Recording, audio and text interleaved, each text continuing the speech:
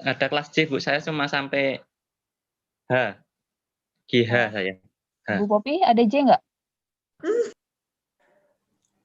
Bu Pop? Saya cuma 1, Bu. Kelas E. E ya. Oh, berarti I terakhir kalau gitu di saya. Baik. Ayo Rahmatang, kita mulai aja ya, Bu Popi. Kita mulai ya, Pak Akbar. Iya, kita mulai aja udah jam Ya, 1. langsung tip. Ya. Ini saya suruh masuk ke Zoom kalau bisa, kalau enggak bisa menyaksikan di YouTube gitu. Saya Iya, bilang. betul. Di pesertanya sudah ada 100, Bu. Oh, okay. Oh iya, sudah 100 ya, sudah. Kita mulai saja. Ini nggak bisa masuk lagi yang lain kalau gitu. Oh ya, berarti sudah. Udah di YouTube aja kalau gitu. Ya, terima kasih. Yuk, Rahmatang, monggo. Bismillahirrahmanirrahim. Assalamualaikum warahmatullahi wabarakatuh. Salam dan bahagia, salam sejahtera untuk kita semua. Waalaikumsalam warahmatullahi wabarakatuh. Yang terhormat Ki Priyo Dwiarso, Ketua Koordinasi Badan Khusus Taman Kesenian Majelis Luhur Persatuan Taman Siswa. Yang terhormat Ibu Dian Indah Purnamasari, MPD, selaku moderator. Yang terhormat Ibu Popi Indrianti, MSN. Dan yang terhormat Pak Akbar Al-Masjid, MPD. Terima kasih telah hadir dalam acara kuliah umum webinar nasional kebudayaan daerah.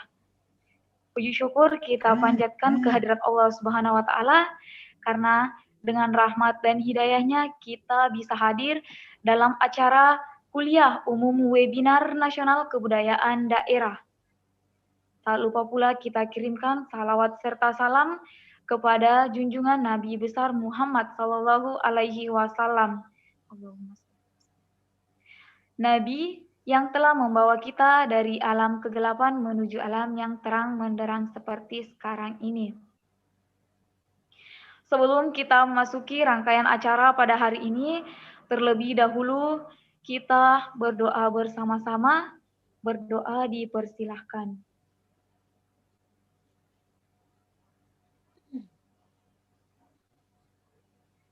Berdoa selesai. Selanjutnya, menyanyikan lagu Indonesia Raya. Tadi di next-kan aja, Rahmatang. Tidak ada lagu Indonesia Raya. Baik. Yang selanjutnya, kita masuk ke acara penyampaian materi oleh Ki Priyo Dwiarso, selaku Ketua Koordinator Badan Khusus Taman Siswa Kesenian Majelis Luhur Persatuan Taman Siswa, yang dipandu langsung oleh moderator Ibu Dian Indah Purnamasari. Kepadanya dipersilahkan dengan hormat. Terima kasih Mbak Rahmatang. Mohon izin sebentar Ki, ini ada perubahan link YouTube agar mahasiswa bisa ikut serta di YouTube. Bapak Ibu, Pak Akbar dan Bu Popi mohon izin buat share ke mahasiswa karena linknya berubah kata Mas Adit. Oh iya, Bude. Di grup ya, Bu ya? Oke. Saya ulangi benar nggak ya? Nah ini, yang di bawah yang terbaru ya.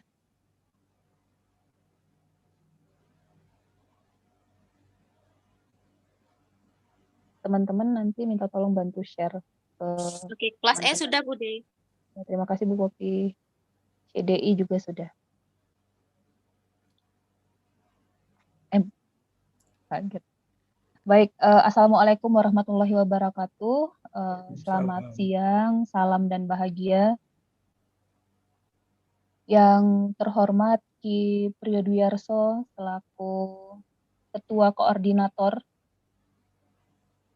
Badan Khusus Taman Kesenian Majelis Luhur, Badan Khusus Taman Kesenian Majelis Luhur Persatuan Taman Siswa. Yang saya hormati Bu Popi Indrianti MSN, yang saya hormati Pak Akbar Al-Masjid MPD selaku Among atau dosen pengampu mata kuliah kebudayaan daerah, rekan saya yang hebat-hebat. Dan yang saya banggakan mahasiswa, mahasiswi PGSD yang mengambil mata kuliah kebudayaan daerah. Semoga dalam keadaan sehat selalu. Amin ya robbal alamin. Baik teman-teman semuanya, saya mewakili Pak Akbar dan juga Bu Popi sengaja memberikan mata kuliah mata kuliah kebudayaan daerah dalam bentuk kuliah umum agar kita semua atau teman-teman semuanya dapat bekal langsung dari ahlinya begitu ya tentang kebudayaan daerah yang pada saat ini itu judul materinya adalah merangkum sari-sari kebudayaan daerah untuk mewujudkan persatuan kebudayaan nasional sesuai dengan cita-cita Ki Hajar Dewantara yang akan langsung diberikan oleh Ki Priyo Dwiarso. Nah, secara singkat saya ingin membacakan CV ya, CV-nya Ki Priyo. Beliau adalah dulunya pernah GM BPR itu apa ya, Ki? General Manager Bank. Iya. Oh ya, mantap. Oke. GM BPR Mataram, lalu Panum atau Sekjen MLPTS, kemudian Kabid Gamas MLH, Dewan Yayasan UST, begitu nje? Dewas atau Dewan ya? Dewan Pengawas. Oh ya, Dewan Pengawas Yayasan UST, lalu BKTK MLPTS, dan pemerhati budaya. Beliau juga adalah sebenarnya idola saya ini. Semenjak saya berada di Taman Siswa, beliau sangat selalu semangat begitu ya, sehingga saya malu kalau seandainya saya tidak lebih semangat dari beliau yang selalu senantiasa membumikan ajaran Ki Hajar Dewantara begitu. Monggo Ki Priyo, kami persilahkan. Ini kami sangat berterima kasih sekali sudah Ki Priyo sudah berkenan hadir di sini dan sebuah pengalaman yang sangat luar biasa. Pada Ki Priyo, saya persilakan dengan segala hormat. Terima kasih. Bismillahirrahmanirrahim. Assalamualaikum warahmatullahi wabarakatuh. Salam dan bahagia.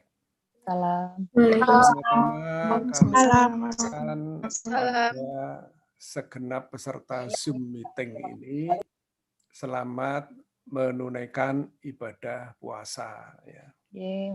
Kemudian saya mendapat tugas untuk menerangkan mengenai budaya-budaya daerah yang nantinya merupakan suatu modal bagi pembangunan kebudayaan nasional dari beragam-ragam budaya daerah. Pertama kali saya sampaikan dulu bahwa Ki Hajar Dewantara itu kan pertama-tama orang kenal sebagai Bapak Pendidikan Nasional, ya. Namun sebetulnya beliau itu mulai perjuangannya itu di kancah jurnalisme, menulis, dan juga di bidang politik yang paling banyak itu ya. Jurnalisme dan politik, ya karena tulisannya yang tajam, andai kata aku seorang Belanda, beliau dibuang ke negeri Belanda dari tahun 1913 sampai 1919 itu dibuang ke negeri Belanda. Kalau di luar negeri namanya eksternir, tapi kalau diasingkan di dalam negeri di Bengkulu apa di Digul itu namanya internir ya. Beliau di eksternir ke negeri Belanda ya sampai tahun 1919. Keuntungan beliau ya seperti sudah diatur oleh Allah Subhanahu wa taala bahwa pada waktu beliau itu berada di negeri Belanda di Eropa, itu di Eropa sedang ada reformasi atau restorasi pendidikan Eropa yang kemudian menjadi reformasi pendidikan dunia. Pada saat itu dipelopori oleh Friedrich Froebels dan kawan-kawan, dan itu dinamakan reforms pedagogi ya. Itu reformasi pendidikan. Ya. Nah, pada waktu itu sebetulnya juga secara tidak sengaja Nyi Hajar itu karena tidak dapat bantuan dari pemerintah kolonial, istilahnya subsidi, yang dapat subsidi hanya Ki Hajar saja atau Suwardi Suryaningrat saja. Sehingga Nyi Hajar itu merasa kekurangan biaya untuk hidup sehari-hari dan Nyi Hajar mengajar karena punya sertifikat mengajar di sekolah taman kanak-kanak, beliau di kindergarten. Kindergarten itu ya taman kanak-kanak, garten itu garden ya. Nyi Hajar mengajar di situ juga mendapat nafkah atau gaji dari situ untuk nambah-nambah biaya hidup harian ya. Karena hidup di sana sangat sulit ya, makannya harus daging, harus gini ya. Kadang-kadang nggak bisa beli daging, tapi kalau jeroan itu murah sekali. Jeroan itu murah sekali sehingga Ki Hajar kalau di toko daging itu hanya membeli jeroan saja. Tapi karena seringnya beli jeroan, pemilik toko daging itu sampai menegur, apakah saudara punya anjing banyak? Ya karena jeroan di sana hanya untuk makanan anjing. Ya Ki Hajar bilang iya gitu tapi sebetulnya jeroan itu didahar sendiri, dimakan sendiri bersama nyonya dan juga sudah ada bayi yang lahir pada saat itu. Nah, pada saat Nyi Hajar ngajar di Froebel Institute atau kindergarten itu mendapatkan metode-metode Froebel yang sangat revolusioner karena reformasi pendidikan. Ada reformasi pedagogik ya. Apa sih yang dinamakan reformasi pendidikan? Bakunya itu gimana? Nah, reformasi pendidikan saat itu karena alam demokrasi sudah tumbuh pada saat itu menjelang Perang Dunia I dan Perang Dunia II, itu kemudian yang semula guru, dosen, instruktur itu harus mutlak dipatuhi, harus patuh pada ajaran instruksi guru, itu dibalik. Froebel punya pandangan bahwa Froebel dan teman-teman ya, Froebel, Dr. Montessori, Rudolf Steiner ya, itu punya pandangan yang sama, yaitu bahwa kita mendidik anak itu harus melihat sang anak itu bakat dan minatnya. Jadi berupa bottom up, bukan top down, bukan si guru dosen yang harus mutlak ditaati, tapi kita harus melihat objek didik yang sekaligus subjek didik, yaitu sang anak itu harus kita perhatikan bakat dan minatnya. Itulah tumbuhnya Tut Wuri Handayani, karena Ki Hajar Suwardi Suryaningrat pada saat itu melihat, loh, ini kalau di negara saya di Jawa pada saat itu ya belum ada Indonesia. Di Jawa itu yang seperti ini sudah ada, yaitu Tut Wuri Handayani. Oleh karena itu Ki Hajar pegang teguh Tut Wuri Handayani itu, ya. Nah, itulah kemudian Ki Hajar dihimbau oleh Nyi Hajar sekarang tidak berjuang di bidang politik dan jurnalisme, karena nanti ditahan lagi bersama-sama para preman-preman, waktu itu namanya Bromo Corah gitu ya. Kalau nanti di penjara lagi hanya kesakitan secara fisik. Oleh karena itu Ki Hajar kemudian menempuh pendidikan di Jan Lichtard Institute, mendapat ijazah sertifikat yang namanya Hoofdakte. Hoofdakte itu akte tinggi sebagai guru di Eropa.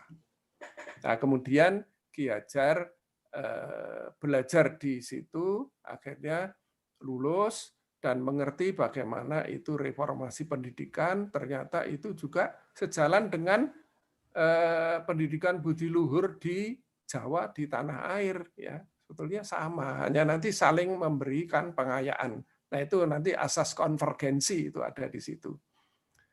Disitulah Ki Hajar kemudian atau Suwardi Suryaningrat itu menemukan satu titik temu, yaitu bahwa pendidikan itu adalah proses kebudayaan. Ini, pendidikan itu adalah proses kebudayaan, dan dari situ Ki Hajar dari try and error, mencoba metode-metode banyak, itu akhirnya mendapat metode yang bagus namanya trikon, ya, konvergen, konsentris, kontinu, ya, trikon. Dari trikon itu Ki Hajar mendapat gelar Dr. Honoris Causa dari Presiden Universitas Gadjah Mada. Pada saat itu belum ada rektor, ya, adanya Presiden Universitas gitu, ya. Jadi Presiden Universitas Gadjah Mada, Profesor Dr. Sarjito itu memberikan gelar Dr. Honoris Causa atas dasar di bidang kebudayaan, atas dasar metode trikon itu. Dari awal dulu. Nah, dari awal, ya, stop situ, ya. Nah, untuk bisa mengetahui itu, karena pendidikan itu adalah proses budaya, maka kita harus juga bisa mengerti apa itu istilah kebudayaan sesuai buku kebudayaan 2 halaman 72 sampai 76, coba nanti dilihat, ya. Yang penting-penting saya cantumkan di sini. Kebudayaan itu berarti segala apa yang berhubungan dengan budaya, buah budi, ya. Buah budi, jadi jiwa yang telah masak, itu Ki Hajar demikian, ya. Terus bawahnya Naikin Syah. di dalam bahasa asing dinamakan kultur atau kolera, ya. Ya. Kolere itu bahasa Latin, artinya memelihara, memajukan, memuja-muja, ya. Itu nanti bisa dipelajari lagi, ya. Dan kebudayaan itu di dalam bahasa asing namanya kultur, ya, apa bahasa Inggris, apa bahasa Belanda sama saja, itu dari kodrat ke adab, ya, itu namanya von Natur zur Kultur, atau dari kodrat membentuk adab, ya. Dari kodratullah itu kita nanti menyatu dengan kodratullah, nanti akan membentuk adab atau budaya, ya. Nah, perjuangan, sebetulnya ini bukan perlawanan, ini saya copy utuh dari Ki Hajar. Perlawanan yang terus-menerus, sebetulnya bukan perlawanan, tapi perjuangan, ya. Perjuangan yang terus-menerus ada di antara manusia dengan alam dan zamannya, itulah nanti yang membentuk kesatuan-kesatuan pada kebudayaan bangsa, dan timbullah jiwa kesatuan yang disebut kebangsaan atau nasionalisme, atau jiwa-jiwa nasional, gitu. Terus, ya, stop. Dalam keseharian, kata kebudayaan sering dia salah artikan, ini hati-hati, ya. Salah kaprah. Ada yang bilang budaya menyontek, ya, budaya korupsi. Itu bukan kebudayaan tapi kebiasaan. Ada juga yang kebudayaan sebagai kesenian. Oh, budaya itu budaya nyanyi, budaya tari, budaya bukan. Ya, budaya itu adalah buah budi keseluruhan dari manusia. Sesudah revolusi Perancis, itu kita akan merasa lebih dekat dengan bangsa-bangsa yang lain, gampang sekali telepon, gampang sekali naik pesawat udara, dan lain-lain, sehingga Ki Hajar juga sadar bahwa bangsa itu tak terhindarkan nanti akan bergaul, bersinggungan, dan kita semua bangsa itu akan menuju satu titik konvergensi universal, yaitu kemanusiaan yang adil dan beradab. Karena kita sudah makin dekat, ya, makin akrab dengan orang-orang lain. Bayangan kita dengan orang-orang luar negeri, orang yang jauh aja cepat sekali, ya. karena perbedaan kodrat alam masing-masing yang berlainan itu, maka karakter khas pribadi bangsanya itu akan berbeda-beda. Budaya bangsa yang kuat, yang mengakar pada budayanya sendiri, itu biasanya akan menjadi bangsa yang kuat di dunia. Nah, ini awal dari Trikon adalah hidup manusia. Ini kalimatnya Ki Hajar ya. Hidup manusia di seluruh dunia itu begitupun hidup kebudayaan ya. Bangsa-bangsa menunjukkan sifat tumbuh ke arah kesatuan sedunia dengan jalan kontinu ya, berkesinambungan dengan sifat aslinya yang sifat luhur nenek moyangnya zaman Majapahit, ada Bhinneka Tunggal Ika dan lain-lainnya. Tapi juga konvergen dengan aliran lain. Jadi kita terbuka kalau ada situs-situs yang bermanfaat bagi ilmu kita sekarang, ya kita ambil saja. Kita memilah dan memilih. Tetapi kita harus konsentris dalam kita bergaul dengan universal. Kita tetap menjadi pribadi bangsa kita. Kita tetap gotong royong, kita tetap musyawarah mufakat, kita tetap santun, kita tetap ramah. Ya, itulah kepribadian bangsa Indonesia. Ya. Jadi Trikon itu apa? Untuk mengetahui budaya kita harus ngerti, olah budaya harus ngerti Trikon. Trikon adalah membangun budaya masa kini berbasis karakter budaya luhur masa lalu, ya zaman Majapahit, ya itu untuk membangun budaya lebih maju di masa depan. Sering dikemukakan oleh Ki Hajar bahwa olah budaya Trikon itu secara sederhana seperti teori nasi goreng, ya. Nasi goreng itu kita punya nasi, kita punya minyak krengseng, tapi kok ada sosis-sosis dari luar negeri, ya digabungkan. Sosis dari luar negeri ditambah keju, lebih enak. Ada mentega, ditambah lagi. Dari mentega itu kan dari luar negeri itu anunya, ilmunya juga. Nah, tetapi nanti hasil nasi gorengnya itu enak kita makan, gitu loh. Maksudnya Ki Hajar. Jadi dicampur-campur, tapi harus sesuai kepribadian kita, ya. Kalau misalnya kita senangnya agak manis, ya manis. Kalau senangnya agak asam seperti Palembang, ya seperti empek-empek itu asam, gitu ya. Itu kita campur sesuai dengan konsentrisitas sifat kita sendiri. Trikon itu terdiri dari kontinu, konvergen, dan konsentris. Ya. Apa artinya kontinu? Kontinu itu adalah pengelolaan dan pengembangan budaya harus dilakukan secara kontinu, berkesinambungan.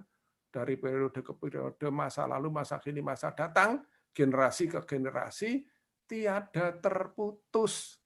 Jangan sampai hasil budaya kita terputus. Misalnya, kok terputus itu gimana misalnya? Ya misalnya dulu sudah hafal Pancasila, sekarang Ketua MPR aja mengucapkan Pancasila kebolak-balik. Ya, itu hasil budaya kita nggak kontinu. Iya, iya. Anak-anak itu kalau sedang tidak pakai masker dihukum, baca Pancasila bolak-balik. Pak Jokowi juga ke daerah-daerah anak-anak disuruh mengucapkan Pancasila aja sudah gagap-gagap nggak bisa apa-apa, ya. Jadi itu kita harus mendalami, menghayati, mengamalkan budaya kita yaitu Pancasila. Lanjutnya adalah konvergen. Konvergen itu kita tidak boleh tertutup diri dengan pergaulan mengisolasi diri, ya seperti suku yang terasing itu tidak boleh. Kita harus terbuka dengan budaya luar. Budaya luar itu harus memperkuat, memperkaya, meningkatkan budaya kita sendiri. Maka dari itu kita memilih mana yang bisa memperkaya budaya sendiri, budaya kita sendiri. Kalau ada, sekarang sudah zamannya IT, kalau ada situs-situs yang jelek, ya di-del aja, enggak usah. Kita lihat. Yang baik-baik, nanti yang manfaat, yang masuk ke tempat kita. Gitu ya. Jadi, semuanya itu juga menuju ke titik konvergensi. Titik konvergensinya apa? Semua bangsa, semua negara itu kepengen mengangkat kemanusiaan yang adil dan beradab. Semuanya ke sana, ya. Jadi itu yang harus kita lakukan. Terakhir adalah konsentris, ya. konsentris itu apa? Waktu kita itu bergaul menyatu dengan pergaulan budaya universal, kita tetap punya kepribadian pada kodrat budaya luhur sendiri. Kita tetap sebagai orang yang ramah, kita tetap yang musyawarah mufakat, kita tetap gotong royong, ya. Kita tetap pegang pada kelima sila Pancasila kita itu. Dan bangsa yang kuat di dunia ini tentu mempunyai ciri khas kodrat akar budaya luhurnya bangsa. Jepang itu kalau sudah ketemu ya bungkuknya yang bungkuk coro Jepang, tangannya juga coro Jepang, minum tehnya aja minum teh Jepang sampai sekarang itu masih ya Jepang itu hancur dengan bom atom aja bisa tegak lagi kok. Karena punya kepribadian yang khas. Percaya dirinya kuat. Sesuai dengan sana banyak gempa bumi, banyak tsunami, sehingga mereka itu budayanya ya budaya seperti itu. Budaya yang dilakukan di negara kita itu contohnya apa toh gitu ya. Sesudah revolusi Perancis ya, itu demokrasi itu di mana-mana di dunia tumbuh, antara lain trias politika dan lain-lain. Tapi secara konsentris di Indonesia demokrasinya tetap musyawarah mufakat. Enggak boleh kok dari 5.000 orang terpaut 1 orang sudah kalah itu toh. Nah, itu enggak demikian, tapi yang penting adalah musyawarah mufakat. Dan ada lagi yang konsentris di tempat kita yaitu lembaga MPR. MPR itu di negara-negara yang lain enggak ada. Ya, enggak ada House of Representative apa itu. Kalau itu kan House of Commons itu kan dari Inggris ya. Tapi tempat kita ada lembaga tertinggi yang namanya MPR ya. Itu di dunia lain enggak ada. Asas demokrasi dan peri kemanusiaan adil dan beradab kita masukkan dalam salah satu sila Pancasila ya. Kemudian aneka macam bujana, makanan, roti dan lain-lainnya. Mie itu kan dari Cina ya. Kemudian apalagi nasi goreng tadi, kroket. Kroket itu dari Eropa, kroket Solo, Bikambon Medan, mie Jakarta ya. Ada bir temulawak, ada bakpia, patok bakpia dari Cina juga, lumpia juga gitu. Kebanyakan dari makanan Cina. Musik keroncong itu musiknya jelas musik barat ya, alat-alatnya musik barat. Enggak ada yang seperti gamelan dipukul-pukul itu enggak ada ya. Sehingga itu menjadi keroncong khas kita. Dulunya ada di Tugu Jakarta, sekarang sudah nasional ya. Gambang Kromong Jakarta itu juga alat-alatnya barat.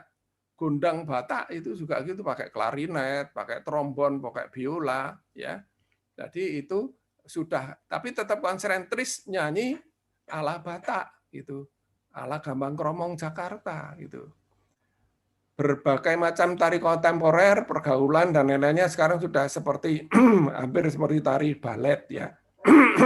Kemudian kendaraan udah kereta apa namanya kerajaan itu sekarang sudah menjadi kereta andong, becak itu juga dari Asia ya, Betor.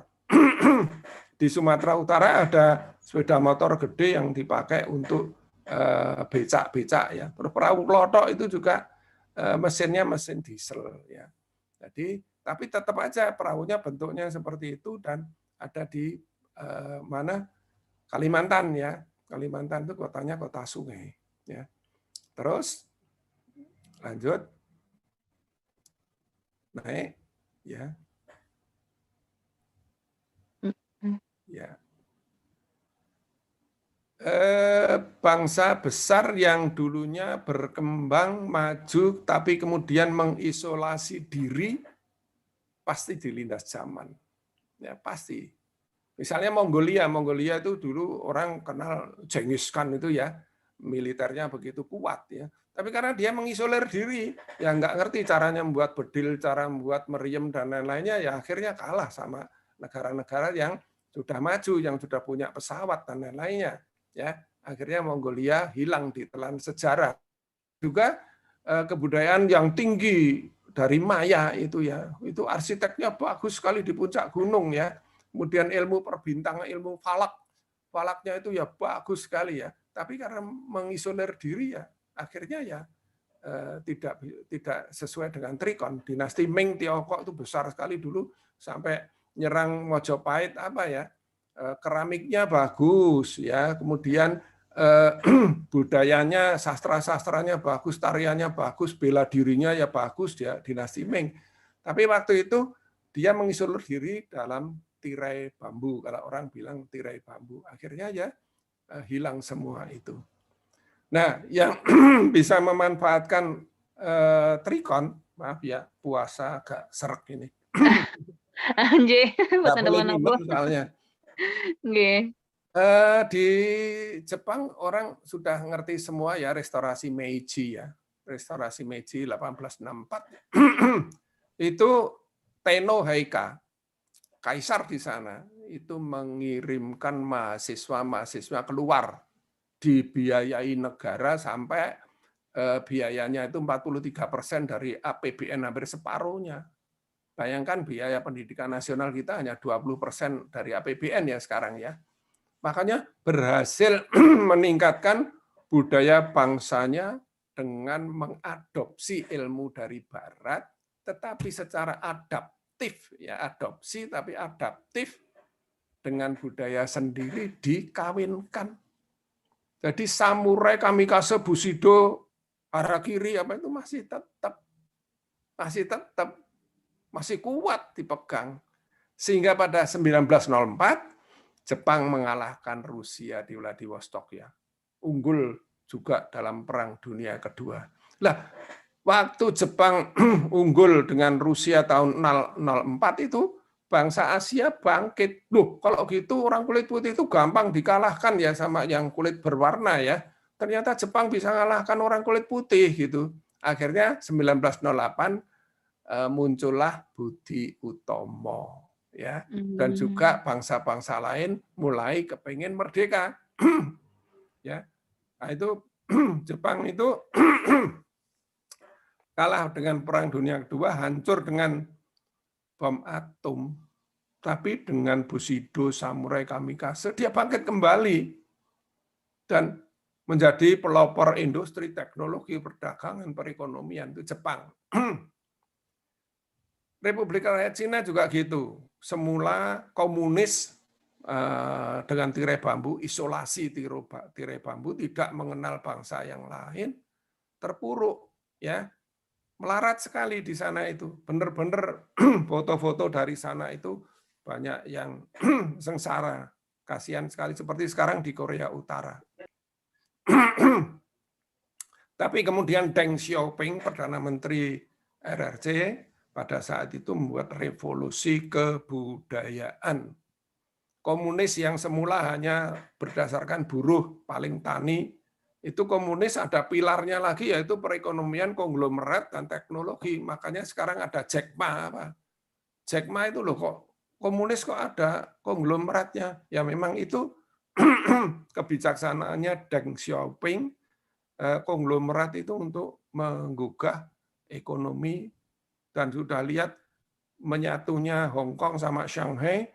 Oh, jadi kalau gitu ini kita itu memang pedagang. Cina itu memang orang-orang Cina itu kan memang jiwanya jiwa dagang sejak lahir ya. Oleh karena itu di sana kemudian buruh, tani, perekonomian, konglomerat sama teknologi di nomor satu. Makanya Jack Ma jadi miliarder seperti itu. Kini tumbuh menjadi negara terkuat di dunia dalam ekonomi, bahkan di militernya, bahkan dia merupakan garda depan dari revolusi industri 4.0 sama 5.0 ya. Jadi dia sekarang menjadi pelopornya dan sekarang dunia kutub, yaitu kutub Amerika dan kutub Cina ya. Terus lanjut.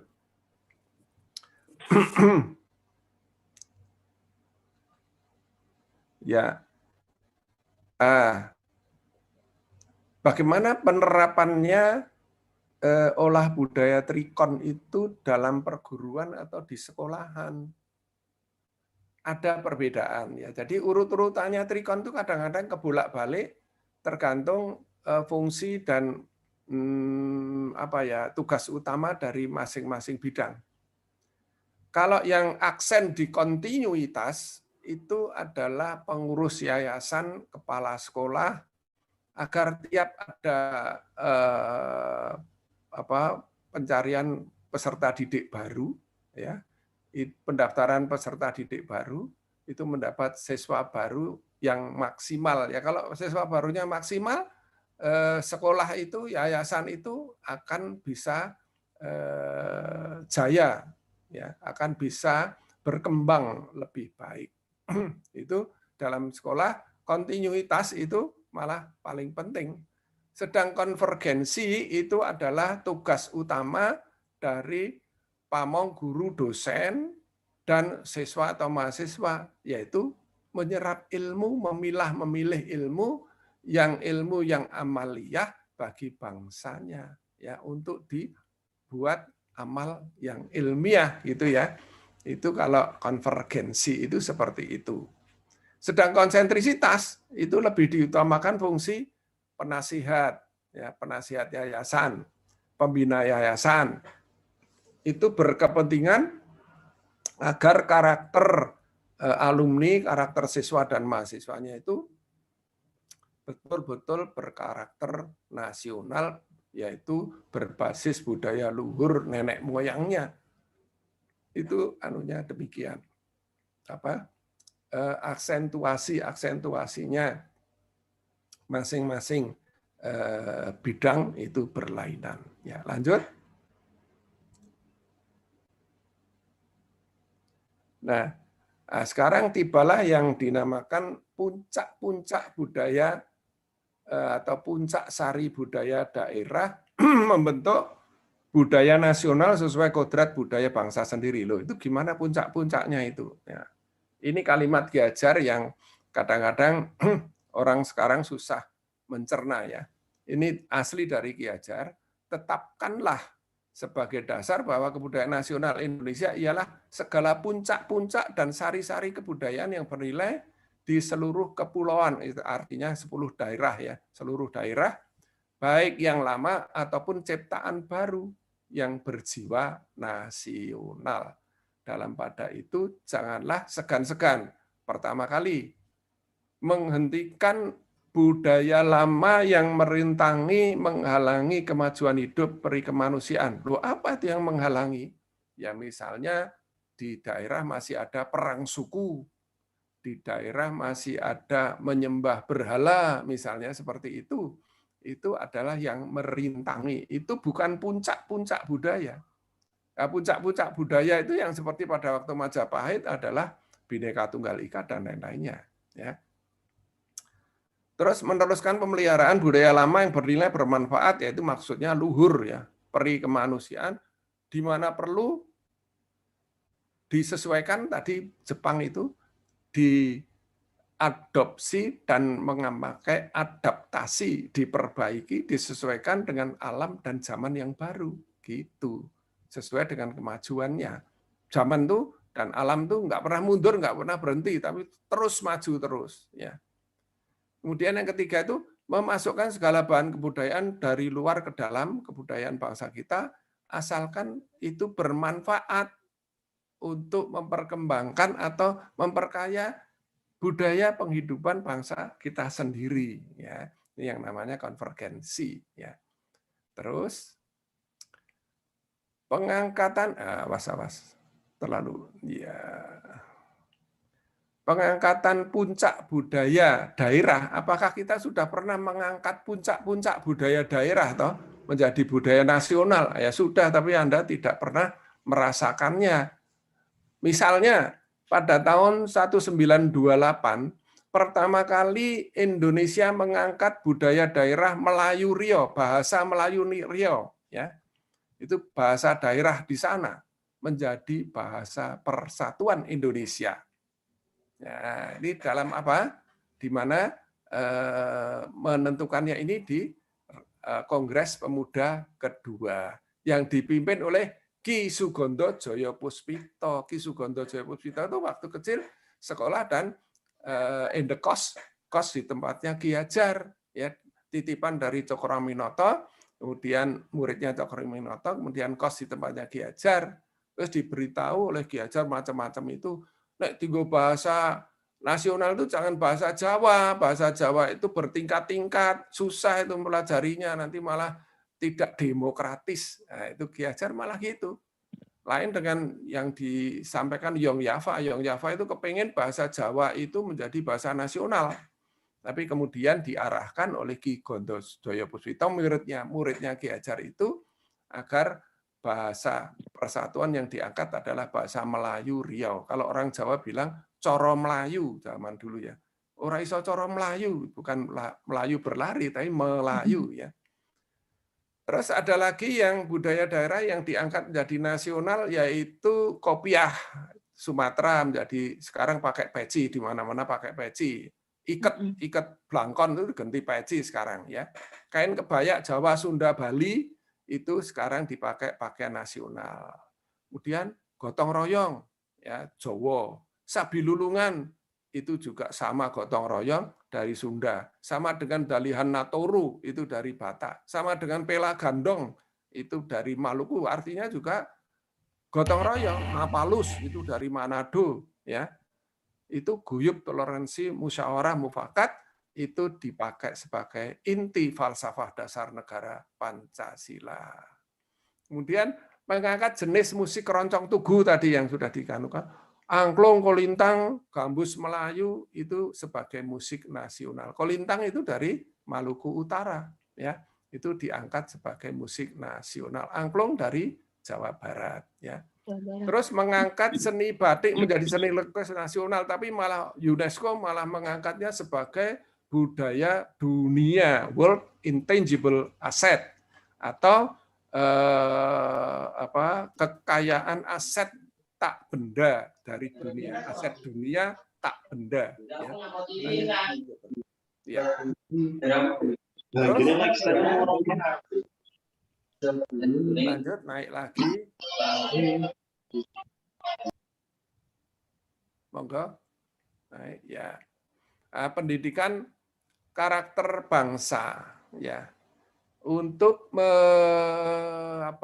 membina siswa-siswa mahasiswa yang mempunyai sikap budaya, kepribadian keindonesiaan, karakter keindonesiaan, kita harus melalui pendidikan. Nah, pendidikan ini sesuai dengan sistem Among, bersendikan kodrat alam, bersendikan kemerdekaan. Ya. Apakah wujud dari sendi kodrat alam itu di dalam aslinya Ki Hajar menulis sebagai wujud pengakuan kuasa Tuhan Yang Maha Esa dan syarat mencapai kemajuan yang secepat-cepatnya dan sebaik-baiknya selaras dengan kemajuan kodrat alam dan zaman. Dalam bahasa Belanda, tijd en ruimte. Pembinaan karakter bangsa yang selaras dengan kodrat kemajuan alam. Ya. Alam itu kodratullah, Allah yang mengatur, ya, bahwa matahari itu dikelilingi oleh planet-planet, itu yang ngatur sudah ada sendiri, ya, dan itu tidak pernah berhenti, tidak pernah melambat, tidak pernah apalagi mundur ke zaman yang lalu itu tidak mungkin, ya. Jadi itulah kemajuan alam, ya, yang diatur oleh Yang Maha Esa. Kemudian kemajuan zaman juga tidak pernah mundur. Itu adalah adab yang dibuat oleh manusia, yang diciptakan oleh peradaban manusia. Ya, zaman itu yang menciptakan manusia karena berbudaya. Nah, itu nanti akan membina karakter kebangsaan berbasis kodrat bangsa tempat kita dilahirkan. Ya kalau dilahirkan di tempat Eskimo sana ya pakaiannya bajunya tebal-tebal terus. Kalau kita dilahirkan di gunung-gunung, kalau ngomong ya teriak-teriak seperti orang Batak itu. Ya maaf ya dari teman-teman dari Tapanuli ya. Itu kalau ngomong juga teriak-teriak karena alamnya banyak jurang, banyak kodrat alamnya itu seperti itu. Ya. Kalau misalnya di sana banyak gempa bumi, banyak tsunami seperti di Jepang, ya orangnya tegas-tegas seperti Jepang tuh ngomong aja filmnya ya kuat sekali gitu ya, dan daya juangnya juga kuat. ya, pribadinya kuat.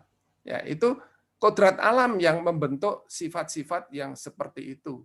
Kalau kita dari padang pasir ya, misalnya dari daerah Timur Tengah, ya kita pakai pakaian yang berukut ya karena banyak debu di sana ya, sehingga ditutup semua badan-badan kita. Kemudian di kemerdekaan, tadi pendidikan yang sistem Among tadi itu bersendikan kodrat alam dan kemerdekaan. Ya, seperti juga Pancadharma. Pancadharma kan juga ciri khas pertama taman siswa adalah kodrat alam, yang kedua adalah kemerdekaan.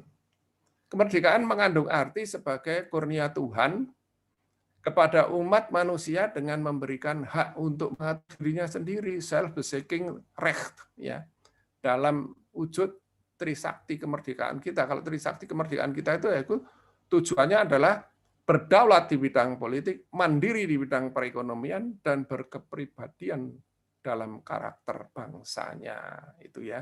Nah, merdeka itu istilahnya demikian. Semua makhluk di dunia itu kepengen merdeka. Ya. Bukan hanya manusia saja. Burung kalau dimasukkan di dalam sangkar juga nabrak-nabrak kepengen keluar. Ya. Demikian juga bayi yang masih dalam yang sudah sudah cukup dewasa itu juga berusaha sendiri kepengen keluar, jadilah kelahiran. Ya. Itulah kemerdekaan pasti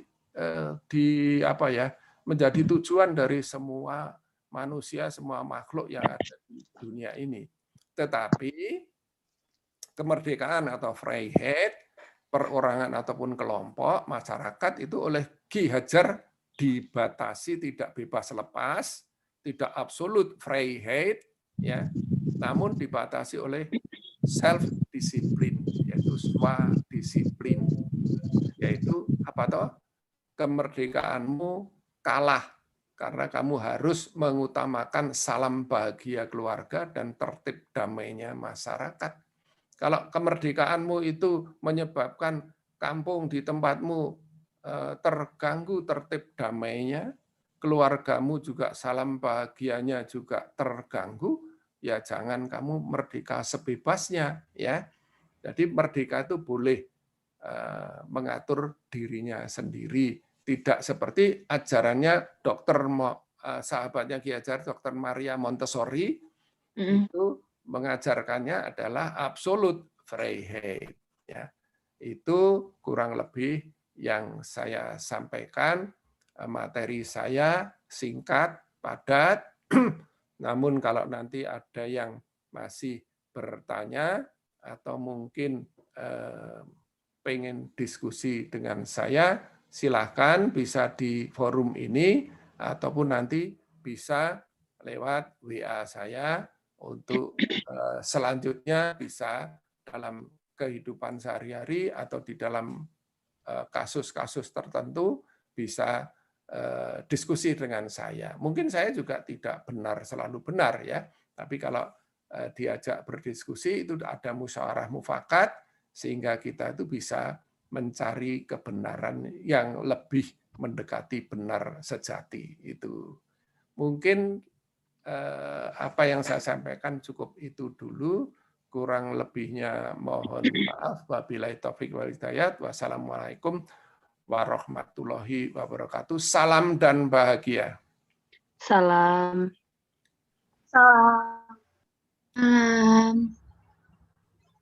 Iya. Terima kasih banyak Ki Priyo atas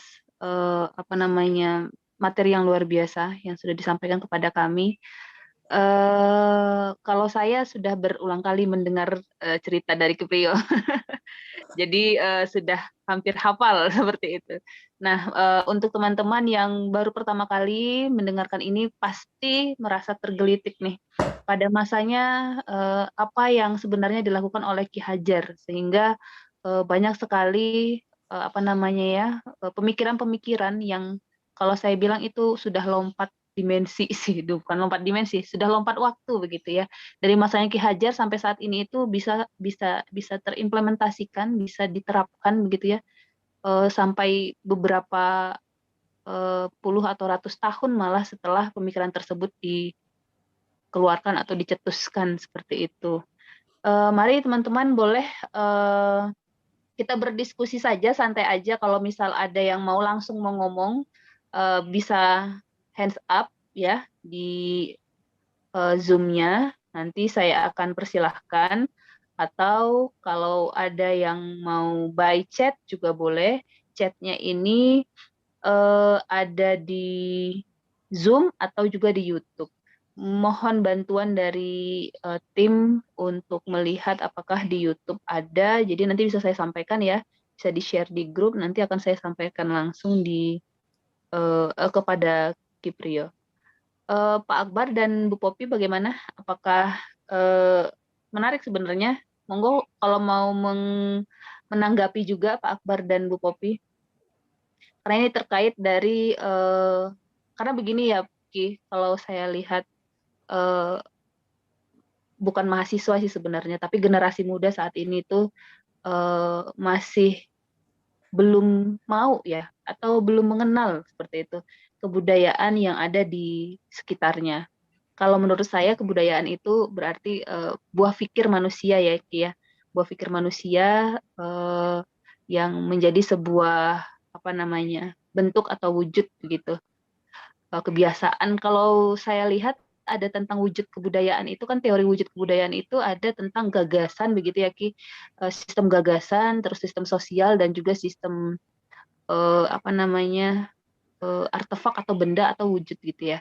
Nah yang ada di sekitar kita, khususnya saya nih misalnya yang ada di sekitar kita, saya mengajarkan kepada mahasiswa melihat apa sih yang ada di lingkungan Anda, kebudayaan apa yang ada di lingkungan Anda. Kalau di daerah saya melihat adat istiadat begitu, adat istiadat orang Melayu tentang bagaimana bersyukur atas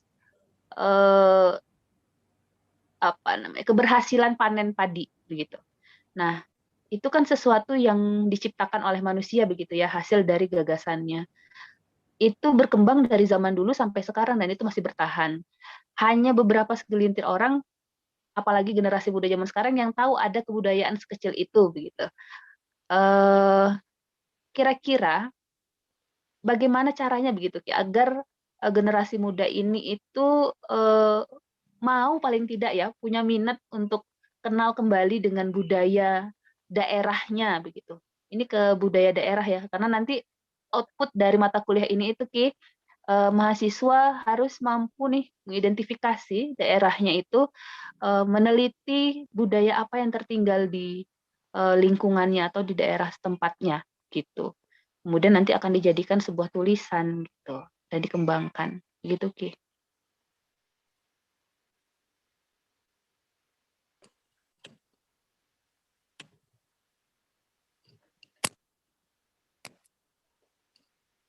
Kira-kira bagaimana Ki untuk memacu minat mahasiswa ini agar mendekatkan diri kembali, paling tidak usahlah jauh-jauh apa namanya, karena kalau dilihat tadi kan ada konvergen, kontinu. Nah, itu sikap-sikap itu saya yakin belum semua mahasiswa ini punya begitu. Oh ya. Bagaimana mereka agar bisa sadar gitu Ki. Ya.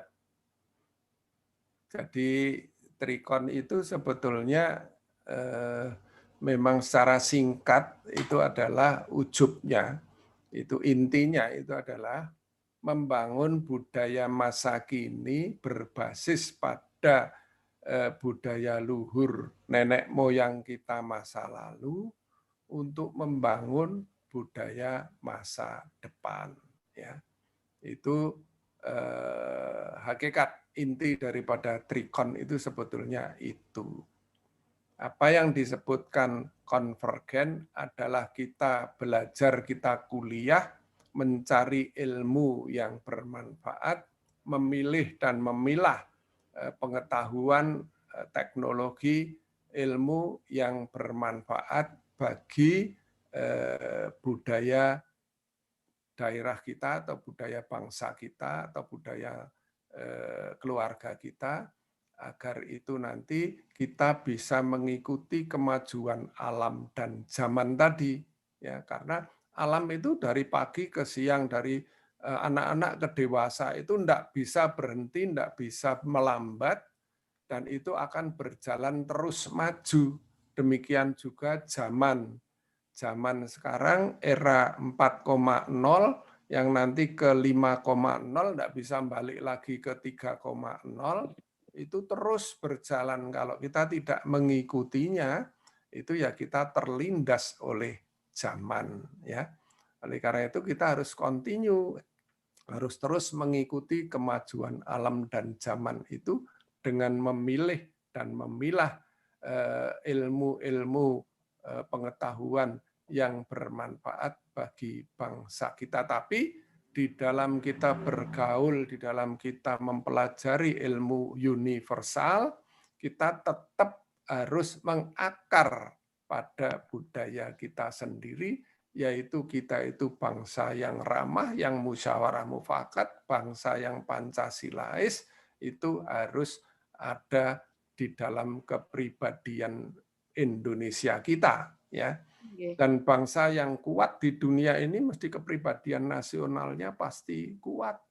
Amerika itu walaupun seperti itu juga dia itu tetap seperti koboi itu, ya. Seperti itu memang. Korea Selatan sekarang dengan Gangnam, malah orang bilang sekarang drakor, ya. Drakor itu ya itu budayanya kuat sekali, ya. Maka dia ada Samsung, ya.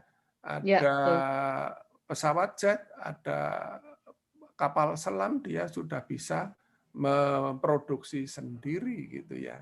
Jadi itu Korea Selatan itu juga kuat di dalam kepribadian nasionalnya. Inggris juga gitu.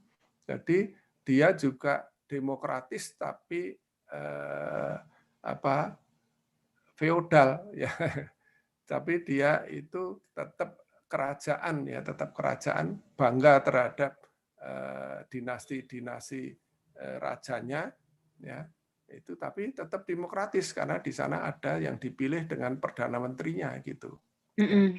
Nah, itu monggo kalau ada yang mau tanya-tanya, baik itu yang sama sekali tidak diketahui atau diketahui tapi tidak sesuai dengan apa yang saya terangkan, boleh menyangkal di sini. Malah saya senang kalau disangkal gitu, saya juga akan lebih pandai. Jadi kalau saya salah, biar saya bisa dikoreksi karena saya bukan manusia sempurna juga, gitu ya. Jadi itu yang harus kita anukan, timbal balik begitu. Ya, jangan takut-takut tanya. Saya dulu kalau ngajar di Taman Guru, bahwa juga pernah Taman Guru Dewasa, itu saya tidak hanya menilai bagaimana jawaban siswa atau mahasiswa, jawabannya bukan, tapi saya juga menilai pertanyaannya. Pertanyaannya itu kan berarti kreativitas. Pertanyaannya, mutu pertanyaan yang bagus tentu akan meningkatkan nilainya. Kalau dulunya nilainya 6,5 karena dia bertanya kepada saya kritis dan inovatif, itu nilai yang 6,5 dari ujiannya itu akan saya naikkan menjadi 7,0 gitu loh. Karena dia tanya dengan bagus. Tadi itu yang namanya timbal balik, ya. Ya, betul sekali Ki, saya juga seperti itu. Ya. Ini mahasiswa-mahasiswa yang kritis berarti ada apresiasi tersendiri nih dari Ibu juga Bu Popi dan Pak Akbar. Nah, ini ada masuk pertanyaan satu Ki dari Pak Akbar.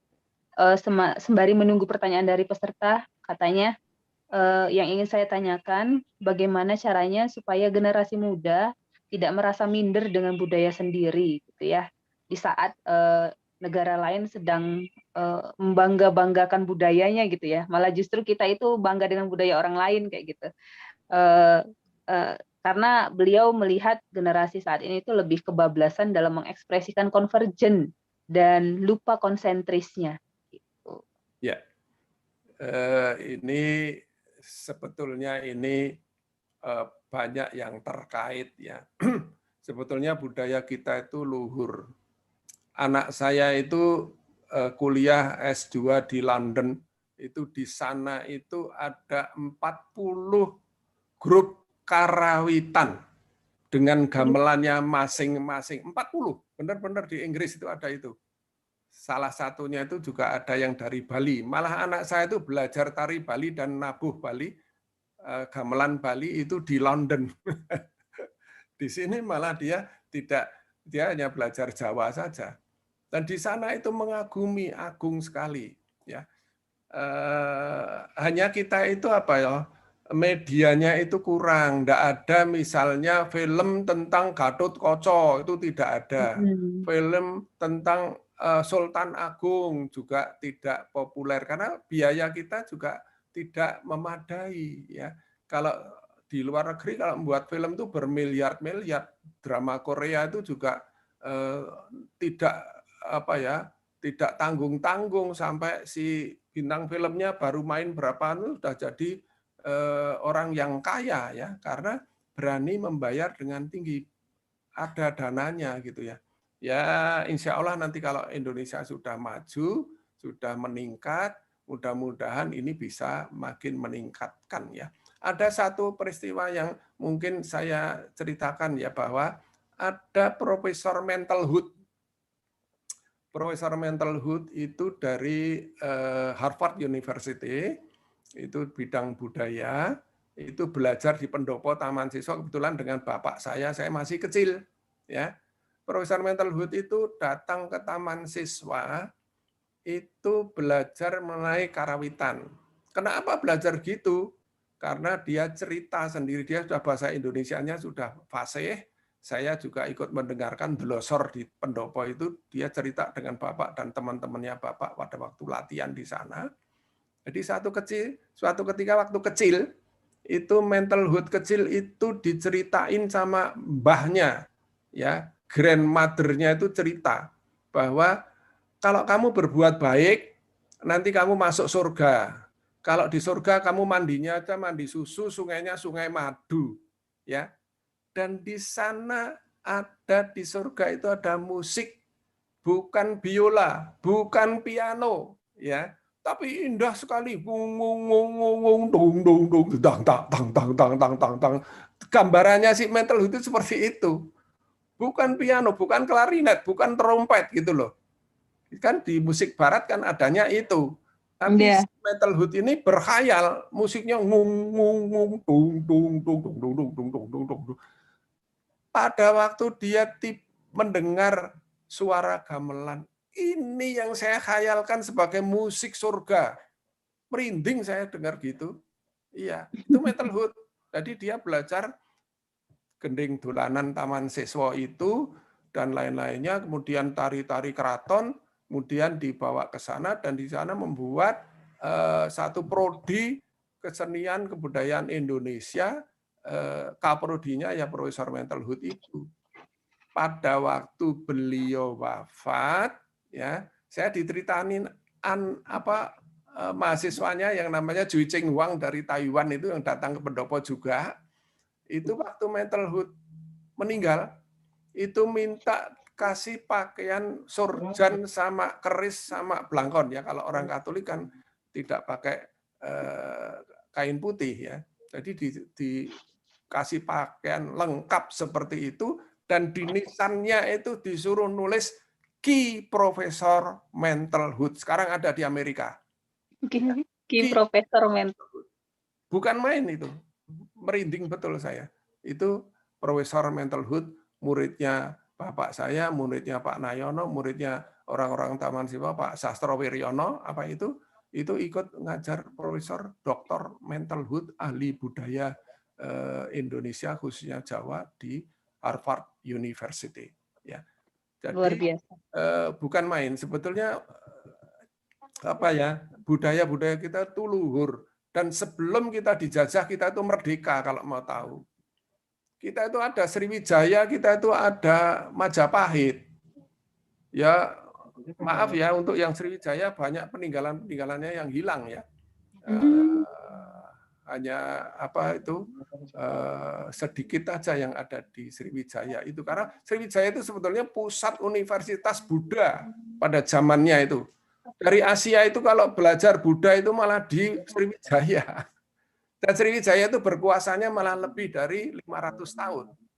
Kalau di Majapahit hanya sekitar 200-300 tahun. Ya, tapi Majapahit melahirkan Bhinneka Tunggal Ika, Tanhana Dharma Mangrowa, apa itu banyak sekali dari zaman Majapahit karena banyak prasasti-prasasti yang bisa dibaca. Jadi kita itu bangsa sebetulnya bangsa yang super.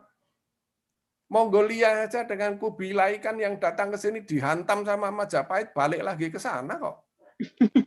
Kita itu wilayah Majapahit dan Sriwijaya kalau mau tahu dari Madagaskar sampai Pulau Paskah. Yang namanya Malaysia itu dulu wilayahnya Majapahit. Iya. Majapahit itu menguasai wilayah yang luas sekali. Ya, zamannya Gajah Mada, Sumpah Palapa.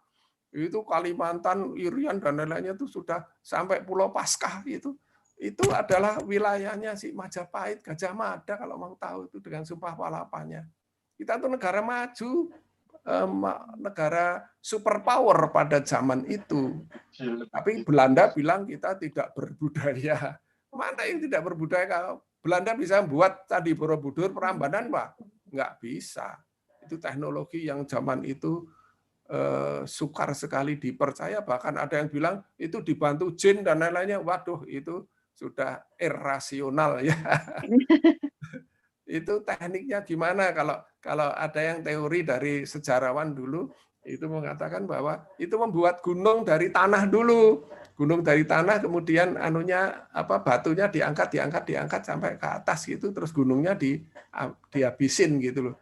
Betapa sulitnya, berapa nyawa yang terkorbankan di saat itu ya, Borobudur sama Prambanan. Tapi Borobudur itu ukirannya jauh lebih bagus dari Angkor Wat ya di Kamboja. Angkor Wat itu juga gede banget, lebih luas daripada Borobudur ya.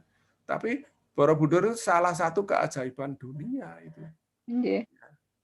Itu kita harus bangga di situ. Kalau kita tidak punya kebanggaan, kita tidak konsentris kepada bangsa kita ya kita minder. Makanya harus konsentris itu. Itu. Monggo. Apalagi yang mau bertanya. Ayo, Mbak Nabila langsung aja bertanya mumpung ada si Prio di sini. Ini siapa ini? Mbak Nabila itu. Langsung aja Mbak Nabila. Salam dan bahagia, Pak. Salam. Izin bertanya, Pak. Bagaimana? Iya, Pak. Bagaimana cara kita menyampaikan tentang kebudayaan Taman Siswa ke teman-teman generasi kita sekarang, Pak? Karena kan banyak kebudayaan taman siswa yang sebenarnya kepake, misalkan kayak di organisasi, nah kayak tuturi handayani, yang itu Pak banyak kan. Nah terus tapi mereka tuh tidak tahu kalau sebenarnya itu tuh kebudayaan taman siswa. Cara memberitahunya gimana Pak? Betul. Terima kasih. Betul ya. Memang mahasiswa dan siswa taman siswa harus paham betul tentang ketaman-siswaan dulu ya. Kalau sudah paham, kemudian yakin, menghayati, mengkaji, yang terakhir mengamalkan. Nah, kalau sudah mengamalkan nanti pasti meyakinkan orang. Tapi kalau kita sendiri pengetahuan tentang ketaman-siswaannya juga masih separuh-separuh, nanti kalau keluar menerangkannya juga tidak bisa full. Basicnya dulu ya, basicnya. Jadi jangan males membaca tulisan Ki Hajar yang ada di buku 1 dan buku 2. Itu yang pokok soalnya banyak sekali tulisan Ki Hajar di perpustakaan itu. Tapi gini, kesulitan itu ya karena bahasa yang dipakai oleh Ki Hajar itu adalah bahasa Melayu Riau. Ya, yang tertulis di situ. Jadi kadang-kadang kan sulit dicerna ya. Malah para cucu Ki Hajar sendiri, cucu langsung ya Mbak Lita, Mbak Intan ngaku sama saya itu baca tulisan eyang saya itu bingung saya. Nah, saya mencoba menerjemahkan, kebetulan saya generasi tua, pernah mendengar guru saya ngomong seperti Ki Hajar itu tadi perlawanan, perjuangan ditulisnya sebagai perlawanan dan lain-lain. Bahkan ada yang fatal. Ada yang fatal yaitu Ki Hajar itu kalau memaksudkan sebagai ideologi itu sering menulis sebagai kebatinan. Itu yang kadang-kadang orang salah tafsir, taman siswa itu aliran kebatinan. Padahal kebatinan yang sekarang di era sekarang artinya adalah animisme ya, kebatinan. Tapi kebatinan itu karena dulu belum ada ejaan yang disempurnakan. Ejaan Suwandi juga belum ada, ejaan yang disempurnakan. Apalagi Poebi belum ada. Sehingga Ki Hajar pakai bahasa Indonesia yang tidak ada bakunya. Jadi ideologi kebangsaan itu Ki Hajar itu menerjemahkannya kebatinan kebangsaan harus diperkuat gitu loh. Kan kalau dibaca sekarang yang fatal. Saya sering ayal-ayalan dengan pasca sarjana yang dari UIN itu, UIN Surabaya, UIN Jogja. Mas, ini ada bukti ini Ki Hajar nulis kebatinan. Ya ampun, ini kebatinan yang dimaksud bukan kebatinan sekarang. Kebatinan zaman dulu ini. Kebatinan di sini adalah ideologi. Iya. Coba baca itu ya.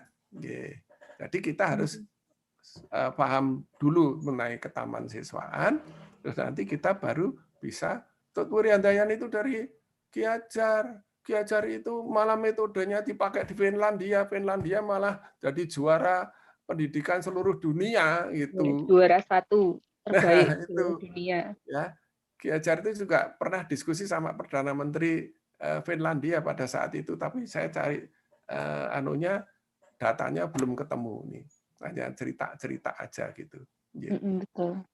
Monggo, Saya juga sempat mendengar cerita kalau kiblatnya pendidikan Finlandia itu justru Ki Hajar Dewantara, tapi kita yang ada di sini kenapa belum gitu ya? Ya. Harusnya yang bilang gitu Pak Anies Baswedan pada waktu jadi Mendikbud dan pidato di Pendopo pada saat itu. Saya sudah pernah ke Finlandia, di sana warnanya malah warna Ki Hajar gitu. Waduh. Iya, Tutwuri Handayaninya itu nomor 1 dan keseniannya. Jadi fakultas-fakultas eksak itu pada main band di situ. Dombreng itu malah sesukanya Merdeka gitu loh. Jadi betul-betul sekolah itu seperti taman, betul-betul taman gitu. Itu Pak Anies Baswedan bisa dianukan. Ya. Monggo, ada lagi? Ada apa Ki, ini tuh banyak sebenarnya, tapi saya coba untuk menyaring ya. Ya. Sebentar. Ada yang bertanya nih. Siapa? Secara konvergen, kita harus terbuka dan tidak menutup diri dari budaya pergaulan universal. Lalu, bagaimana solusi untuk kami sebagai calon pendidik untuk dapat membimbing siswa dalam memilah dan memilih budaya luar yang semakin lama semakin menggerus karakter siswa? Betul itu terjadi di cucu saya sendiri ya gitu. Iya. Cucu saya sendiri itu sudah malah masih taman kanak-kanak sudah castisus bahasa Inggris. Karena di sekolah unggulan. Ya, tapi kita kembali ke kepribadian kita, yaitu kalau misalnya dia diberi apa-apa, ya bilang matur nuwun. Terus kalau ada orang tua duduk di situ kamu lewat, ya agak bungkuk-bungkuk sedikit. Gitu supaya dia betul-betul menjadi orang Jawa, orang Indonesia. Ya, jangan jadi orang Inggris yang misalnya seperti Montessori itu Freiheit, absolute Freiheit, merdeka penuh gitu ya. Semula memang seperti cucu saya ini pengalaman ya. Cucu saya sedang tidur itu dia langsung duduk di bantal di atas saya ya. Terus saya beritahu ini tidak baik, begini ya. Tapi jangan dimarahin ya. Jadi kalau memarahin atau menegur anak-anak siswa yang seperti itu, nomor 1, jangan sampai sakit hati. Kedua, harus adil. Ini dari Ki Hajar ini, dari Ki Hajar. Ya, harus kita sendiri juga jangan seperti misalnya sedang jengkel gitu ya, jangan. Jadi kita juga seperti guru yang betul-betul membimbing ya. Ini salah, itu yang betul. Kenapa salah? Karena gini, kenapa ini betul? Karena kalau kamu membuat satu kesalahan seperti ini, risikonya seperti ini, gitu ya. Ini sesuai dengan apa yang disampaikan di dalam ilmu tasawuf Islam, yaitu syarikat, hakikat, tarekat, makrifat. Ya, dari syarikat itu, syariat itu adalah hanya memberikan kebiasaan-kebiasaan yang baik, bahwa masuk itu harus cium tangan guru. Sekarang enggak boleh ya, ada COVID ya. Terus Iya, ada paling COVID. tidak selamat pagi, kalau terlambat yang mohon maaf dan lain-lainnya ya. Terus nanti masuk itu kebiasaan-kebiasaan yang baik itu pertama kali harus agak dipaksa. Kamu harus sikat gigi. Kalau pagi kamu harus sholat subuh dan lain-lain, sedikit dipaksa untuk yang baik ya. Tapi jangan asal maksa dengan satu kekuasaan yang absolut ya. Jadi dipaksa sedikit agar supaya dia itu nanti kalau tidak sikat gigi itu dia makan sendiri enggak enak gitu loh. Kalau tidak sikat gigi pagi mau makan kok rasanya nggak enak. Nah, itu nanti kalau sudah sampai di situ, itu yang betul. Oleh karena itu, kebiasaan yang baik itu agak dipaksa sedikit. Ya. Nanti dia akan menjadi punya kepribadian seperti nenek moyang kita, gitu. Ya. Tapi itunya memang harus telaten, ya. Harus telaten, sabar. Itulah yang namanya kekeluargaan. Kita anggap mahasiswa itu adalah anak kandung kita. Dan mahasiswa sama siswa itu harus mengarah menjadikan guru pamong itu seperti persis ibu ayah kandungnya. Kalau udah gitu kekeluargaan itu adalah menjadi faktor unggulan dari taman siswa. Tidak ada sekolah yang seperti itu. Makanya sebetulnya Ki Hajar itu kepengennya seperti pondok pesantren itu pondok paguron kalau Ki Hajar ya. Jadi dulu bapak saya, ibu saya juga guru taman siswa, itu harus punya rumah di taman siswa. Bapak saya mau diangkat menjadi pegawai negeri, enggak boleh sama Ki Hajar. Hanya ditanya sama, kowe wis tegel po, kamu sudah tega apa meninggalkan taman siswa gitu. Enggak jadi pegawai negeri, bapak saya tetap pegawai taman siswa yang melarat gitu. Ceritanya gitu. Ya memang harus penuh berkorban mengabdi kepada sang anak kalau itu Ki Hajar pada asas Taman Siswa 7 yang butir 7 yang paling bawah itu mengabdi sang anak tanpa pamrih agar supaya kita itu betul-betul bisa berserah diri kepada sang anak itu Ki Hajar demikian. Itu sistem Among. Ya, gitu. Monggo lagi. Ini saya ada sebuah ungkapan, bukan ungkapan sih, ada apa ya namanya ya, mengutip sesuatu bahwa pendidikan keluarga atau orang tua adalah apa namanya ya, yang pertama membentuk budaya pada anak, membentuk kebudayaan anak. Betul. Betul ya? Betul sekali. Jadi kalau dalam tri pusat pendidikan, yaitu alam keluarga, alam sekolah, dan alam masyarakat atau alam pemuda, itu yang pertama dan utama adalah pendidikan keluarga. Karena di situ orang tua itu menganggap sang anak itu betul-betul anak semata wayangnya sama anak kandung ya. Itu asih, asah, asuh itu pasti ada. Kesalahan anak itu bukan dosa gitu loh.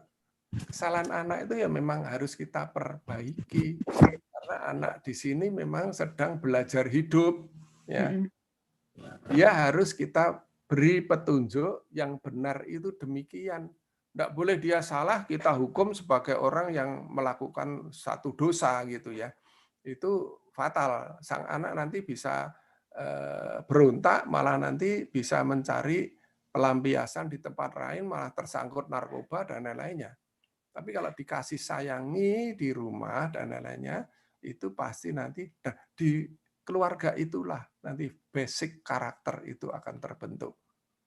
Kalau dia dikerasin di rumah, bapaknya kereng dan lain-lainnya, nanti di luar dia juga kejam terhadap temannya, bahkan dia berani macam-macam yang tidak kita duga. Makanya di rumah itu kita harus kondusif dengan anak itu, ya. nanti efeknya ada di luar kalau kita salah mengasuh di rumah. Monggo lagi. Ini ada yang bertanya, Ki. Saya ingin bertanya, dalam pernyataan Ki Priyo tersebut bahwa tulisan dari Ki Hajar Dewantara menggunakan bahasa Melayu Riau, yang terkadang banyak yang salah dalam memahami. Bagaimana kita bisa memahami maksud tulisan Ki Hajar Dewantara dengan benar, di mana kita dapat mengakses informasi tersebut? Nah itu saya memang sepertinya saya berjuang sendiri, apalagi saya generasi tua. Saya ngerti apa yang dimaksud itu, ya. Itu bahasa Melayu Riau, jadi kadang-kadang juga malah fatal lagi sebagai terjemahan dari bahasa Belanda. Ki Hajar nulis bahasa Belanda, kemudian dipertal, ditranslate ke bahasa Melayu yang sekarang, bahasa Indonesia yang sekarang. Jadi kadang-kadang pada waktu itu ya sulit ya, atau dari tulisan Ki Hajar yang bahasa Jawa menjadi bahasa Indonesia gitu. Jadi harus dirunut gitu. Ini membutuhkan kajian, membutuhkan belajar yang panjang memang. Seperti saya ini ya, saya lahir di Taman Siswa, di kompleks Taman Siswa situ. Jadi saya juga tahulah apa yang dimaksud, apa yang dianukan selera-selera bapak-bapak itu. Kemudian bagaimana beliau kalau tidak berkenan, walaupun ketawa tapi tidak berkenan, itu ya udah hafal saya. Ya gitulah hidup di Taman Siswa itu, seperti itu. Ada lagi, monggo?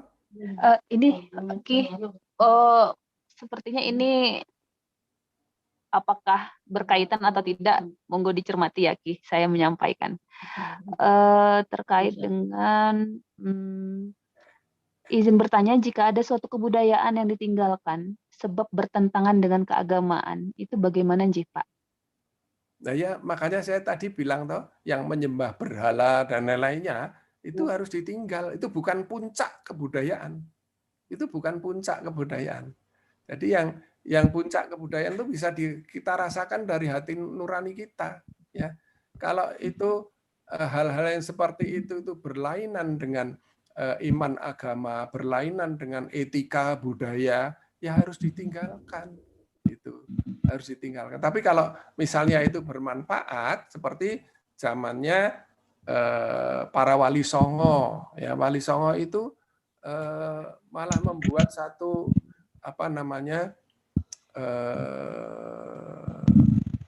sungkem pada waktu Lebaran, ya. Pada waktu Lebaran itu kalau di dalam Islam tidak ada, ya. Tapi karena menyatu dengan budaya, iman Islam iman Islam.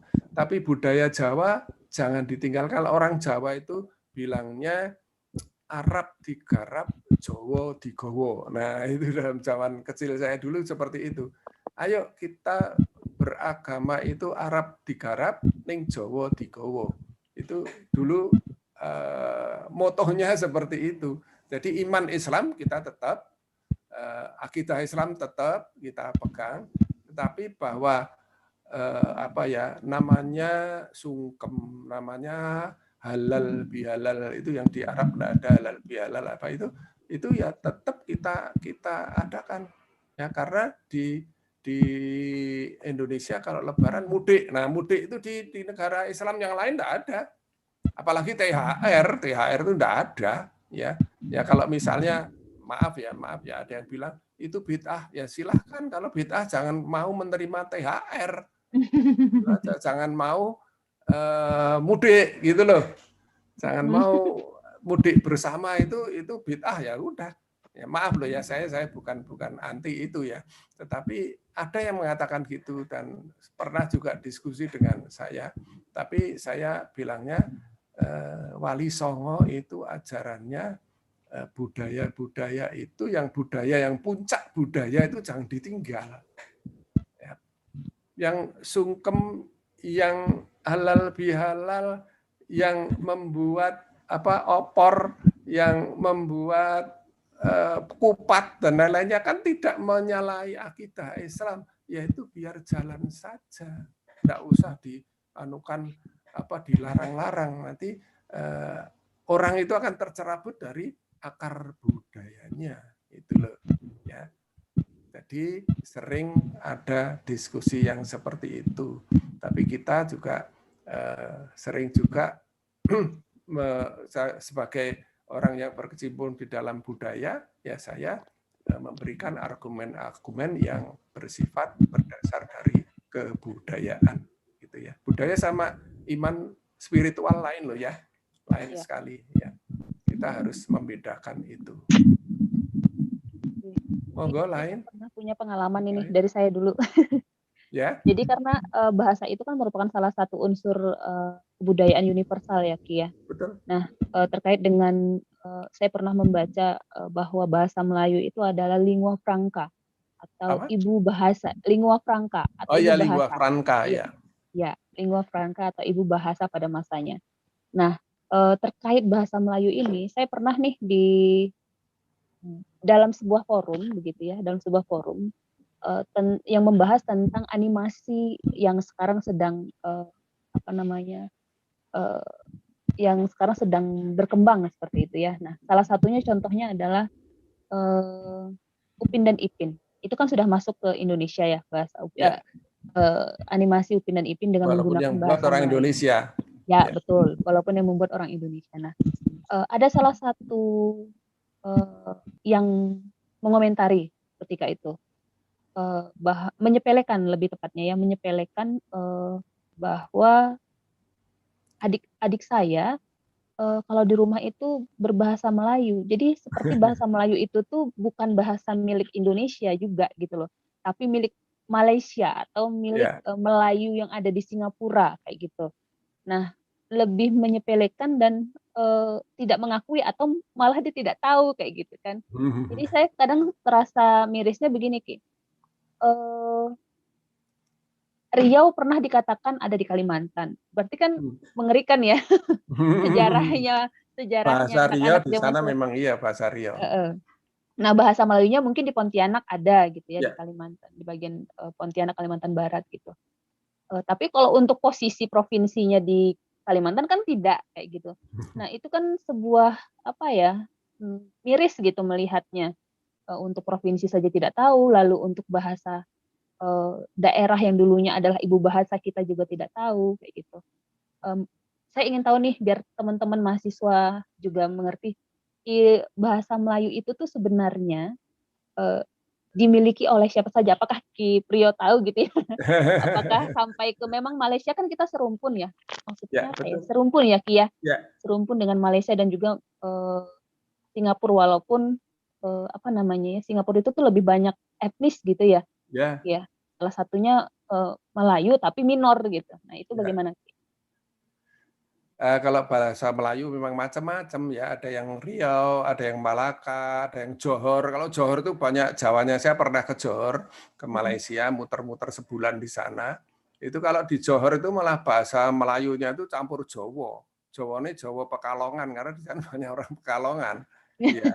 Kalau di Johor itu kalau orang mengaku Sumatera walaupun dari Padang atau dari Palembang ngomongnya itu uwi seperti orang Padang itu orang Minang.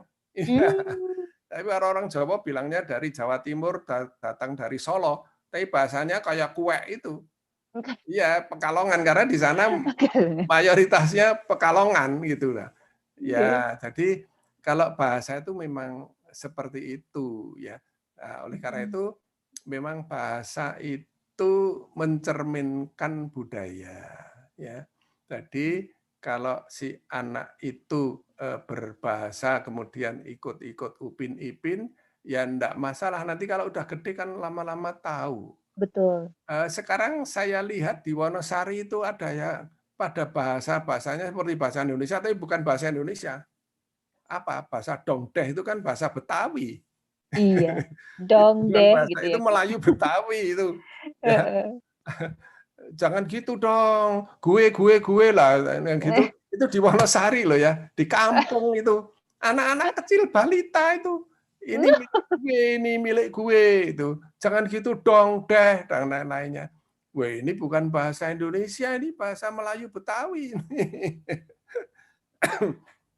yang gitu-gitu masih ada. Oleh karena itu pembinaan bahasa di keluarga itu memang harus dibina terus. Betul. Ya kalau ibunya, bapaknya juga kerja, kemudian sehari-hari diasuh oleh pembantu, ya memang susah untuk bisa mengarahkan, ya. Kecuali kalau pembantunya memang punya pendidikan yang baik, ya.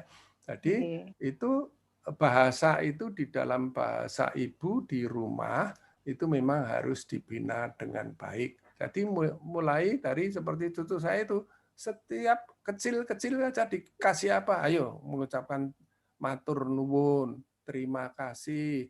Itu dari yang kecil-kecil itu harus kita biasakan. Seperti kalau di taman siswa, begitu ketemu biasakan bilang salam dan bahagia. Itu sudah wong taman siswa betul. Paling tidak salam itu. Nanti dari situ dari pintu salam itu nanti kita memberikan satu pengetahuan mengenai ketaman siswaan itu akan lebih mudah. Tapi kalau bilang salam dan bahagia aja sudah tidak tidak ikhlas, tidak kaku gitu ya nanti kita akan memberikan ajaran ketaman siswaannya itu juga tidak bisa lancar gitu ya. Nggih, matur nuwun Ki Priyo. Ya. Ini Jangan sebenarnya lupa saya ada cerita dikit ya. Nggih, monggo.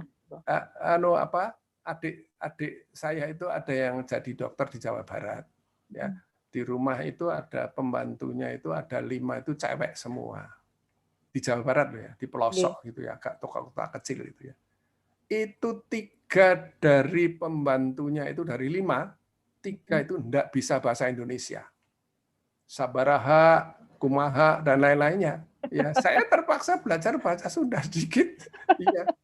Di Sunda itu malah orang-orang di pelosok-pelosok itu masih pakai bahasa Sunda dengan bagus. Angkat jempol saya. Ya. Jadi yang bisa bahasa Indonesia itu hanya 2 yang lancar itu. Kalau yang lainnya tuh asal tajak omong tuh diem aja. Kok diem saja toh? Itu nggak lancar bahasa Indonesia kok. Oh, ternyata di daerah Jawa Barat masih gitu. Tapi kalau kita di Wonosari sekarang jangan gitu dong Pak, jangan gitu dong Om gitu. Masih dong deh itu bahasa Melayu Betawi. Ya, bukannya kita itu anti dengan bahasa di luar sana, bukan, tetapi untuk pendidikan keluarga itu sebaiknya ada bahasa khusus. Kecuali kalau misalnya kita sebagai orang Jogja tapi tinggal di Jakarta, ya pakai bahasa Indonesia enggak apa-apa, ya. Atau orang Jakarta yang tinggal di Jogja ya berusaha belajar bahasa Jawa yang baik gitu loh. Di mana bumi dipijak, di situ langit dijunjung, ya gitu aja. Kadang-kadang saya juga waktu awal-awal sampai ke Jogja itu Ki, saya lebih memilih, misalnya saya tersesat ya Ki di jalan, saya lebih memilih bertemu atau bertanya jalan itu tuh dengan yang muda daripada simbah gitu ya yang ada di pinggir jalan karena pasti tidak akan bisa bahasa Indonesia. Iya betul. Karena nggak lancar.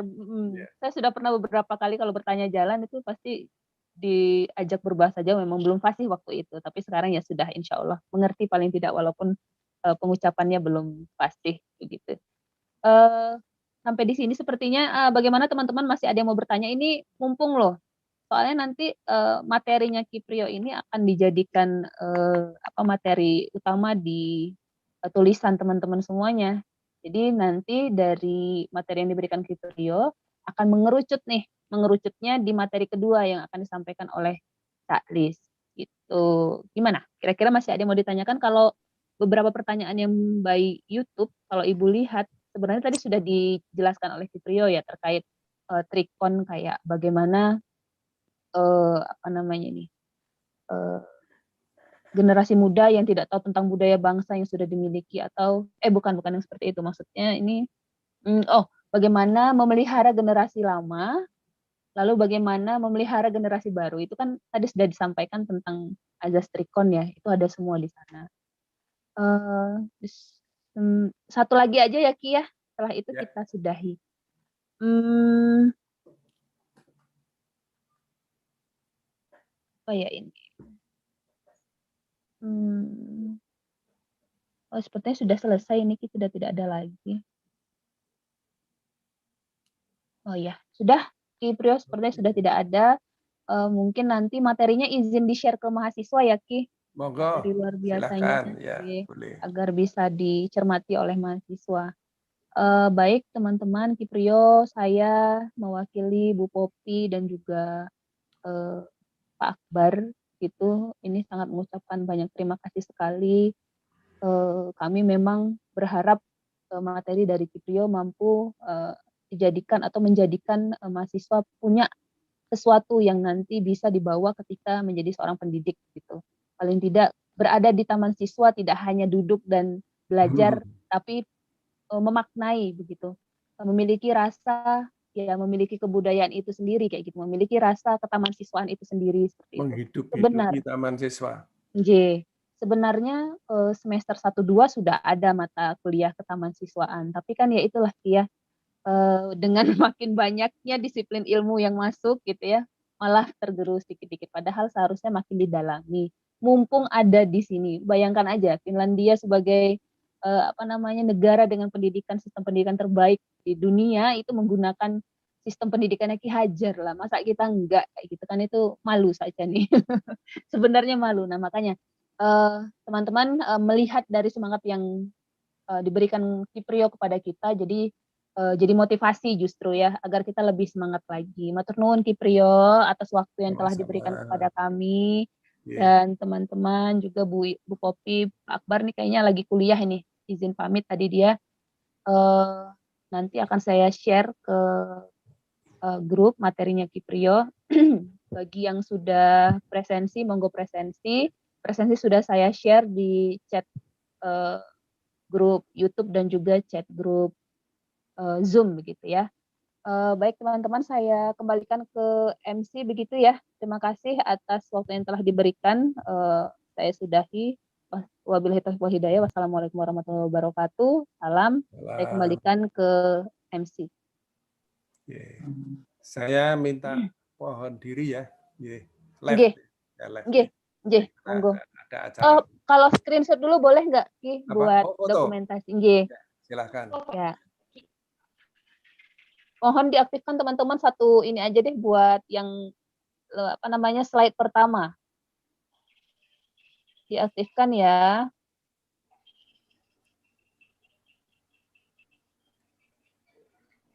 Sebentar Ki. Ada yang bisa bantu ini? Ini kok agak lama saya. Mbak Nabila bisa nggak Mbak Nabila? Snipping. Oh ini dia snipping tuh. Oh ya udah. Ya siap ya. 1, 2, 3. Oke. Sampun Ki, matur nuwun. Nggih, monggo Ki. Salam. Nggih. Ya, monggo Mbak Rahmatang. Oke, terima kasih Ibu Dian selaku moderator pada hari ini di acara kuliah umum webinar kebudayaan daerah UST. Dan untuk teman-teman sekalian juga terima kasih atas waktunya dalam beberapa waktu ini, kurang lebih 1 jam ya, lebih gitu. Terima kasih. Terima kasih pula kepada Bu Popi Indrianti yang sudah menyempatkan waktunya. Saya ucapkan terima kasih kepada semuanya. Dan untuk mengakhiri acara kita pada hari ini, terlebih dahulu kita berdoa bersama-sama. Berdoa dipersilahkan.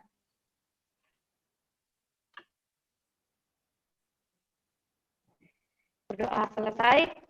Sekali lagi saya ucapkan terima kasih Ibu Dian, Ibu Popi. Maaf jika ada salah kata dari saya, teman-teman semua. Saya akhiri dengan ucapan Assalamualaikum warahmatullahi wabarakatuh. Salam dan bahagia. Salam. Terima kasih Rahmatan. Terima kasih teman-teman. Terima kasih Bu Popi. Salam. Monggo yang mau les nggak apa-apa ya. Nggih.